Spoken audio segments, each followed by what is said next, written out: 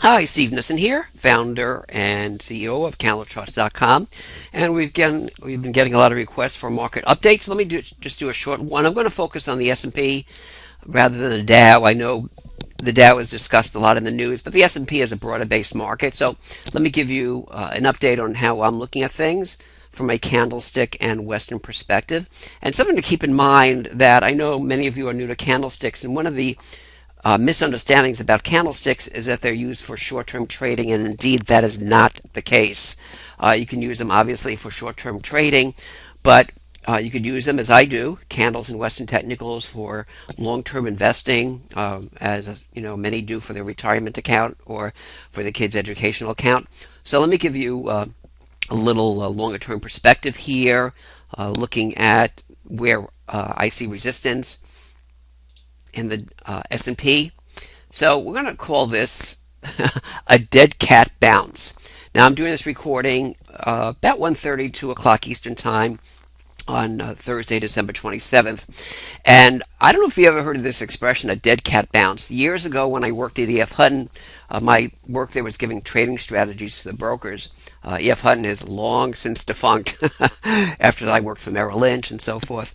But one of the analysts there came up with this expression, and he essentially called it a dead cat bounce because it's a little gory, but essentially he compared some of the markets we were looking at back then to throwing a cat off a roof, a dead cat off a roof. It doesn't bounce very much.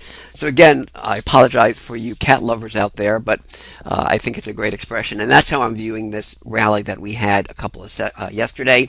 Nice long green candle, strong session. But let me go over a couple of these indicators here, and then I'll give you some more details. First of all, this line here and this line here, the blue line is a 20-day simple moving average, and the red line is a 50-day moving average. And essentially, this is telling us that the long-term trend is down when the 20-day moving average is under the 50-day moving average. The long-term trend is down. The lines here, these dashed lines, are Bollinger Bands. No need to understand the intricacies of a Bollinger Band. Essentially, when it gets to the bottom end of the Bollinger Band, the market is very oversold. That is, it's moved down too far, too fast for the market to get comfortable. And very often we have a short-term intense rally to get it off the bottom end of the Bollinger Band. And indeed, that's what unfolded on Wednesday. So we are no longer oversold. What does that mean? Well, it means, yes, we could rally a little bit more, but the market has relieved its oversold condition, and that could be a little bit dangerous on the downside. Well, let me give you some signals here that we had. One of the beauties of the candlesticks, these early reversal signals with these doji. A doji is when the opening and closing are the same, and a doji is telling us the market is tired. And what was particularly potent about this doji here in the S&P back in, looks like late November, early December, is it was confirming a resistance area first set by the first doji. So we had two warning signs. Although the market was moving up, the market was tired, and look what happened after that. Now, over the last, up until a couple of weeks ago, we were in what the Japanese call a box range, what we in the West call a lateral trading environment. And one of the strategies that we like using here at CandleCharts.com is what we call change of polarity. And that is when multi-tested support, once broken, becomes resistance. And there's sound psychological reasons for that. Because all the buyers here and here and here, once it breaks, are losing money. And what's the most important price in any market at any time frame? The price you paid. So everybody's in pain here, and once the market, like over here, once it breaks support, and once the market gets to about break even, with all these buyers potentially bought, they're going to become sellers. So prior support, where the people bought, becomes resistance. The buyers here become sellers, and look how well that worked. Once the market broke support, look what became resistance the next couple of days. And the reason I wanted to show you this is because now I'm looking for this to be still a strong resistance area.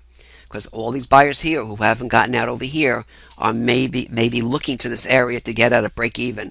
So I'm looking for very heavy resistance as it gets to about 2600. Let me show you something really interesting about the value of technicals. There's a Western strategy, which I really like using. Once the market's in the box range, you can take the height of the box range. And you can think of the box range as like a coiled spring. And once the market breaks outside of the box range, the coiled spring expands. And you can actually take the height of the box range, whichever way it breaks out, and obviously it broke on the downside, take that distance and take it to the breakout point, breakdown. And look at this. Took this height here and took this height, same vertical distance. Okay, whatever it was, if I'm doing the math right, 26, about 250 points from the breakdown point, and look what the market hit. It hit our target. So it's not surprising to have a bounce there. So in summary, my feeling is, yes, we may have a rally. I'm not predicting that, but it's possible. But unless this really gets above 26.25, I'm viewing all rallies as a false indication. It really has to break above this prior support area for me to turn even halfway positive longer term. Another cautionary signal. Let's look at the weekly chart. Now here's the weekly chart in the S&P, and this is that prior support area we looked at on the daily chart. Let me go back here. That's that support area in the daily chart. And let me go back to the weekly. So yes, we're looking at prior support becoming resistance, but another issue is on this weekly chart. Look at the support throughout 2018, early 2018. That means all the buyers in the year, and that could be longer term investors or mutual funds or whoever's buying using the S&P in their portfolio. All the buyers here are now losing money. So even if it gets to not even 26.25, which we were looking at on the daily chart, but even if it gets to 25.50, I think we're going to see a lot of supply coming in, because anybody who bought here is losing money, and they may be thrilled to get to break even. So yes, we may have some support. Let me go back to the prior chart here. We may have support, minor support. Whoops, sorry, I'm going to show you this chart in a second. We may have some support at the lows made on Wednesday. And actually, something to keep in mind, if the market does pull back and holds the Wednesday's lows and then starts rallying, that could be a potential double bottom, and that could be a little bit more positive. But until that unfolds, most of the times you'll have a little bit of a sustainable rally once the bottom is tested. We haven't had that yet. But let me give you some longer term perspectives. I told you where I'm looking for resistance. Let me give you some potential support areas.